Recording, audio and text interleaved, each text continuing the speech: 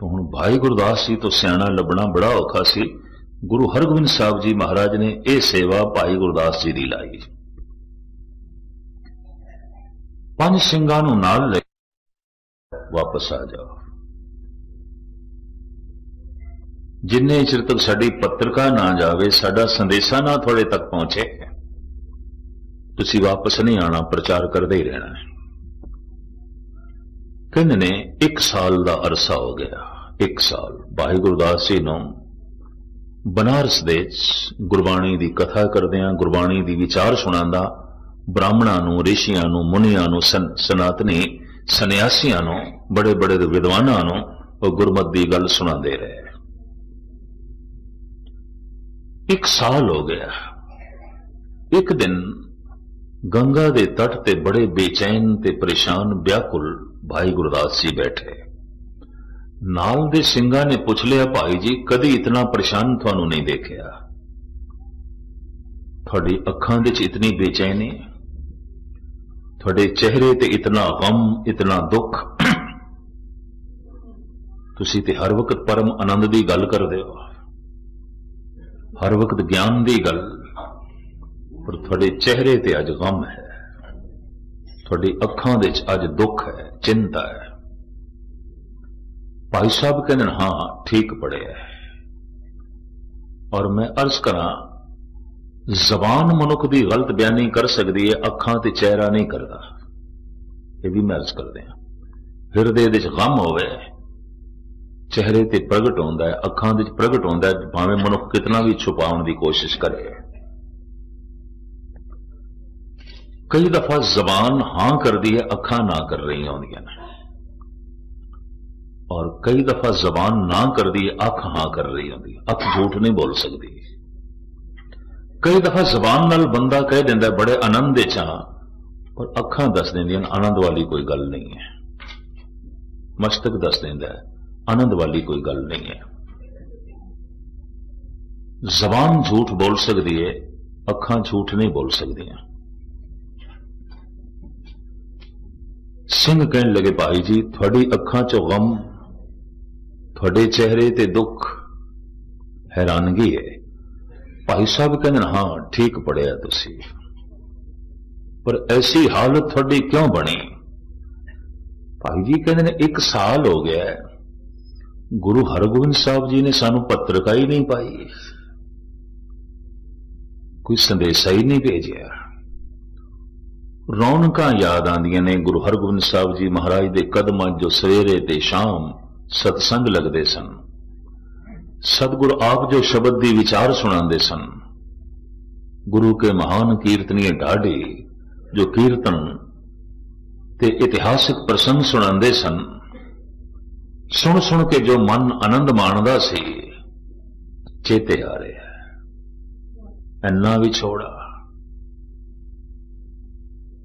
और सतगुरु ने बुलाया नहीं, सतगुरु ने याद नहीं किया, ते मन तड़पदा जान नूं। ते हुण करिए कि गुरु हरगोबिंद साहब जी महाराज ने हुक्म किया है, जिन्ने चिर तक असीं बुलाइए ना आउणा ने। भाई साहब जी ने इत्थे इस अवस्था च एक सवैया लिखिया है, और इस सवैया गुरु हरगोबिंद साहब जी महाराज नूं भेजिया सी। कवित सवैयां दे च ये मौजूद है, ये बाद च लभे है। भाई वीर सिंह जी उन्होंने ऐड किया है नवे कवित सवैयां च, पुराने कवित सवैयां दे च इस सवैये नूं। इस सवैया इस तरह है, याही मस्तक देख रीझत को प्राण पत, हाथ अपने बनाए तिलक दिखावते। भाई साहब कहते हैं ये मत्था मेरा बड़ा खुशकिस्मत है,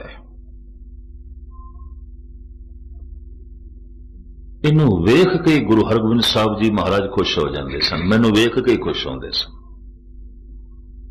मेरा मिलना ही खुशी सी।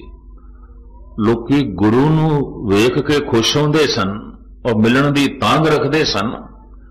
भाई साहब कहते कमाल की गल, मैनू वेख के सतगुरु खुश हो जाते सन, प्रसन्न हो जाते सन।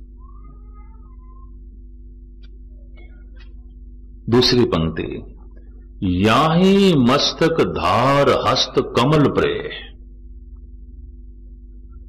प्रेम कथा कह के मानन मनावते।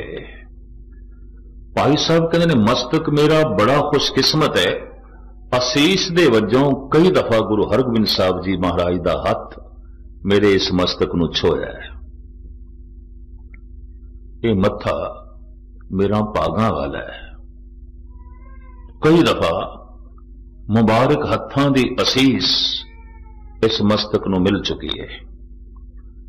भाई साहब तीसरी पंक्ति च कहंदे ने, याही मस्तक देख नाही नाही कर भागती थी, धाए धाए हेत कर उड़हे लगावते। भाई साहब कहते मैं किसी काम में किसी सेवा च रुझिया हुंदा सी कि गुरु हरगोबिंद साहब जी महाराज दूरों वेख के आवाज मार लेंदे सन, भाई भाई जी इधर आयो। ते भाई साहब कहते मैं इतना लाडला हो गया सी, मैं कह दिंदा सी पातशाह ऐ जरा सेवा पूरी करके आवांगा, आ रहे हैं ये कम पूरा करावां, ना कर देंदा सी मैं। धाए धाए हेत कर उड़े लगावते, मैं ते कह देंदा सी पातशाही कम ए सेवा करके आवांगा, ठहर जाओ। गुरु हरगोबिंद साहब जी आप चल के आ जाते सन। कहते मैं इन्ना भागा वाला, मेरा मस्तक इतना वडभागी। धाए धाए हेत कर उड़े लगावते, याही मस्तक देख धुन धुन पुन रोए उठूं, सुपने हूं नाथ नाही दर्श दिखावते। मत्था यही है, पटक पटक के रो रहा, उस महान प्रीतम दी सुपने च भी झलक कोई नहीं, जो अपने दिल नूं ढारस दे दिया, तसल्ली दे दिया, सुपने च भी कोई गल नहीं। जागृत अवस्था दे जिस मत्थे नूं रोज असीस मिलती सी, सुपने च भी कोई नहीं। जागृत अवस्था विच मिठे बोल जो सुनन नूं मिलदे सन, सुपने च भी कोई नहीं। और जागृत अवस्था दे जो मैं परम आनंद माणदा सी, उहदी झलक सुपने च भी कोई नहीं। याही मस्तक देख धुन धुन पुन रोए उठूं, सुपने हूं नाथ नाही दर्श दिखावते। इतना व्याकुल हृदय रह के उस रात भाई साहब सौ गए और नाल दे साथियां नूं भी कह दिता कि हुक्म अदोली करन नूं भी जी करदा सवेरे साजो समान बनीए ते चल पई है। गुरु हरगोबिंद साहब जी महाराज की तरफ प्रबंधन तड़पदा रहा हृदय सौ गए याद दे। जद सवेरे उठे ते मस्तक ते खेड़ा, अखां च चमक, सब कुछ बदलिया होया। पुछ लिया नाल दे साथियां ने, महाराज कल ते तुहाडी हालत कुछ होर सी,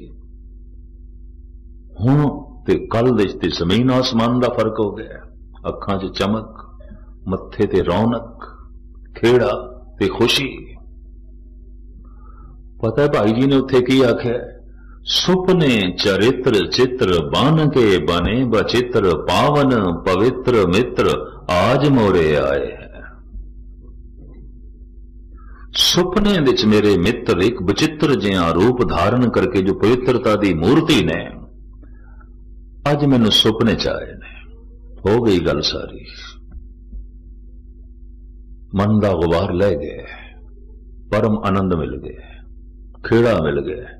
सुपने नूं अहमियत दे रहे, सुपना एवं नहीं है।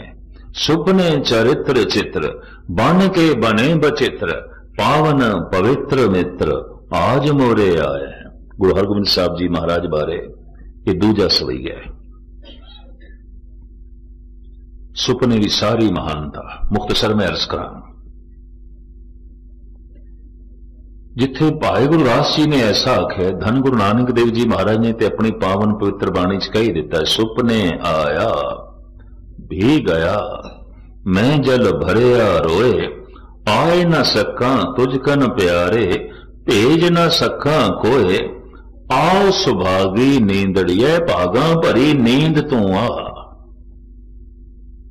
किहड़ी भागा भरी नींद आउंदी है जिहदे च संगत दे दर्शन होवन, महापुरुषां दे दर्शन होवन, धन गुरु नानक दी झलक मिले, दरबार साहब दी झलक मिले, हिरदा पवित्र हो जाता है। और कदी तजर्बा करके देख लेना, अवल ते हजारां च किसे एक कद नूं इस तरह के सुपने आउंदे ने, नहीं तो भूतां प्रेतां दे सुपने आउंदे ने, डरावने सुपने आउंदे ने, होर दुनिया भर दे दुराचार दे भरे सुपने आउंदे ने। क्योंकि दुनिया मानसिक तल ते बड़ी पीड़ित है, मानसिक रोगी है। सनातन मत विच एक भगतनी हुई है मीरा। दास ने इसके ग्रंथ की स्टडी की है, भगती भावना नाल भरे इसके बोल। सुपने की अहमियत नूं यह भी मनदी है। इसका भी एक छंद मैं थोड़े सामने रखा, और ये इस तरह हुई है जिवें इस्लाम दे च राबिया, सनातन मत दे मीरा, गुरमत दे च माता भाग कौर। कुछ इस्त्रियां ने धार्मिक दुनिया दे च बड़ी अदुੱਤੀ छाप छोड़ी है। तो सनातन मत दे च इन्हां इस्त्रियां दे च मीरा दी एक अपनी छाप है। चित्तौड़ दे राणे दी ये पत्नी सी, पर चित्तौड़गढ़ दा ये राजा, उसने जब देखा भी ये ते भगती भावना नाल भरी हुई, इनू संसारिक रुचियां नाल कोई मतलब नहीं, हर वक्त प्रभु दे गीत गांदी रहिंदी है, जिंदगी दा तालमेल ना बैठे, उसने घरों कढ़ दिता। पहले मारन की कोशिश की थी, मरी नहीं ते घरों कढ़ दिती। राजस्थान दे जंगलों दे दर दर भटकदी रही, कृष्ण दे गीत गा के अपना जीवन बतीत करती रही। एक तारे थे आखिरी समय इसने बिंद्राबन दे व्यतीत किया। एक छंद दे च लिखदी है, अज ते भावें घर घर इसदे छंद गाए जाते हैं, रेडियो टीवी ते इसदे भजन आउंदे ने। उस वक्त कोई इसनूं मंदिर दी ठहरन नहीं देंदा सी, उल्टा करके कहंदे सन, तरह तरह के लाछन ते दोष इसते लगदे सन। खैर मुख्तसर में अर्ज करां, मीरा कहती है, सोई होती निस्मय पलंग पर सब ज्ञान ध्यान पिया संग लाए, पलक से जब पलक लगी पल लागत ही पल मोह पिया आए।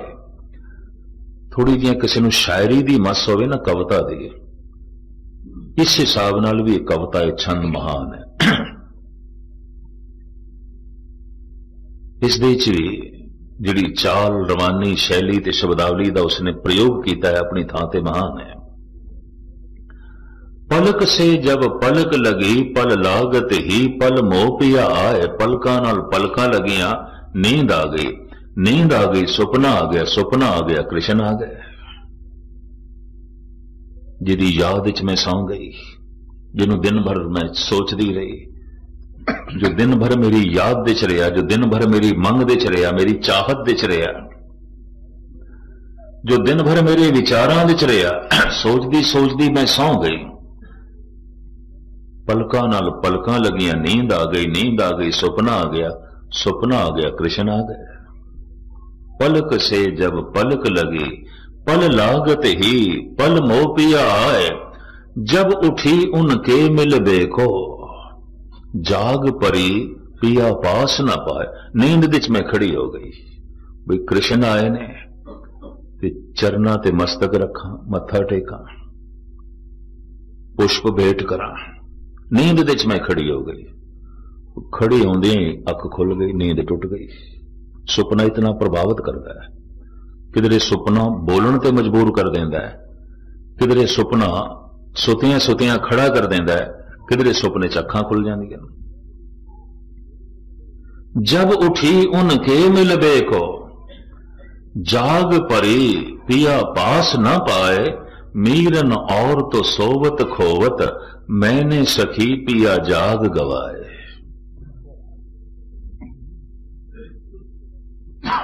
दुनिया सौ के रब नूं गवा बैठदी है, मैं जाग के गवा बैठी।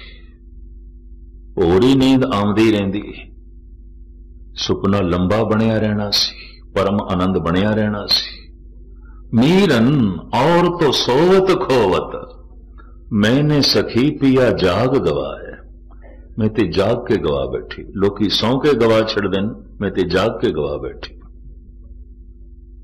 ਹੁਣ इस तरह का हिरदा ते नींद लई तड़पेगा, उस तरह की नींद लई आओ सुभागी नींदड़िए मत सो देखा सोए। भाई साहब भाई वीर सिंह जी पंजाबी दे संत कवि, गुरु ग्रंथ साहब दे टीकाकार, महान लिखारी ते दार्शनिक, सरगोदे दे सन। इन्हां दी कविता दे पंजाबी लहिंदी पंजाबी दी झलक है, लाहौर तो परे लहिंदी पंजाबी।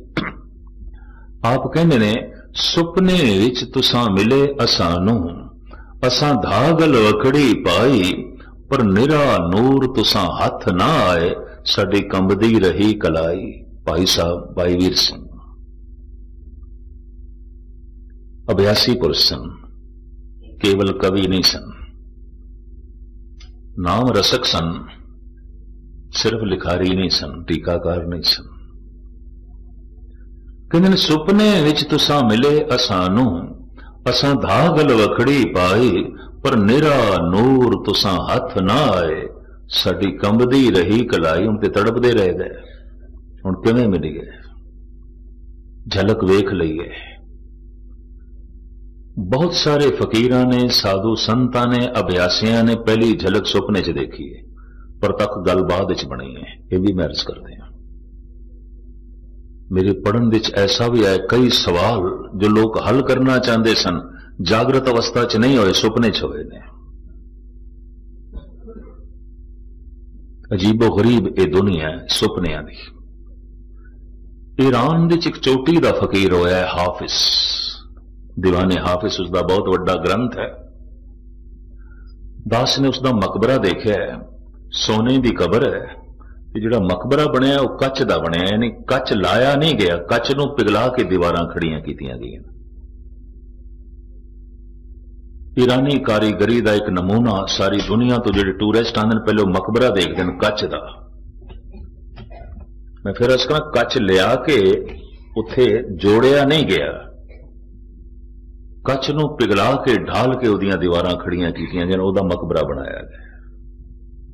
ईरानी कारीगरी का एक नमूना, और उस तरह तरह के रंग भरे ने कच दे, अंदर सोने की कबर। दिन भर उत्थे उसदे शेरां दी, उसदे कलाम की टेप चलती रहिंदी है, नाल इंग्लिश दे ते परशियन दे तर्जमा भी चलता रहिंदा, टीका भी चलता रहिंदा। प्रचार का उन्होंने यह साधन भी अपनाया। दिन भर टूरिस्ट आउंदे ने, वो सुनते ने फकीर की आखदा है, दिन भर टेप चलती रहिंदी है। इस फकीर का एक बड़ा कीमती शेर कहंदा है, रात नूं सुपने दे सुते आया, मैनू खुदा दी झलक मिली, ते खुदा ने आखिया फकीरा कुछ मंग ले, मैं अज देन लई आया, और ओही कुछ तेनों देना जो तू मंगेगा, मंग। ते मैं इस फकीर दी मंग देखी, उसने सुपने जो कुछ मंगे और लिखे है फिर उसने दीवाने हाफिज दे। ये फकीर कहंदा है, मकुन बेदार अजी ख्वाबम खुदारा, कि दारम इशरते खुशबा ख्यालस, ऐ मेरे खुदा जे मैनू देना ही है तो बस मैनू नींद तो जगावी ना। जिस सुपने विच मैं जुड़े आया ये चलदा रहन दे, ऐसा ना हो मेरी अखां खुल जान, ये अखां बंद ही रहन दे, मैनू बेदार ना करें, मैनू जगावी ना। ये फकीर अगे लिखदा, मैं मंग मंगी मेरी अखां खुल गई। मकुन बेदार अजी ख्वाबम खुदारा, कि दारम इशरते खुशबा ख्यालस, बड़ी खुशी बनी हुई है, बड़े सोहने ख्याल ने, बड़ा आनंद बनया होया है। हे मेरे परवरदिगार मैनू जगावी ना, मैनू बेदार ना करें। निराले ढंग नाल इसने भी सुपने की अहमियत नूं कबूल कर लिया, मनिया। धन गुरु नानक देव जी महाराज ते कहंदे ने, हे परिपूर्ण परमात्मा, सुपने विच झलक देण वाले हो, चले गए हो, बख्शिश करो ऐसी कोई भागा भरी नींद फिर आवे। सुपने आया भी गया, मैं जल भरया रोए, आए न सका तुझ कन प्यारे, भेज न सका कोए। आओ सुभागी नींदड़िए, मत सो देखा सोए, अगर इस तरह के सुपने किसी के रोज पे चलते हैं, पवित्र ख्याल, तो समझ लो उस मनुख का सोना सफल है। वो जागरिया ते रब नाल जुड़िया ही रहिंदा, सोचता रहिंदा, रात को सुपने च जुड़िया रहिंदा। उहदी नींद सुहावनी है, सुन सखिए मेरी नींद भली, मैं आपन ना प्रेर मिलिया। हुण ते सुहावनी नींद है, हुण ते पवित्र नींद है कि प्रभु की झलक, परमात्मा की झलक।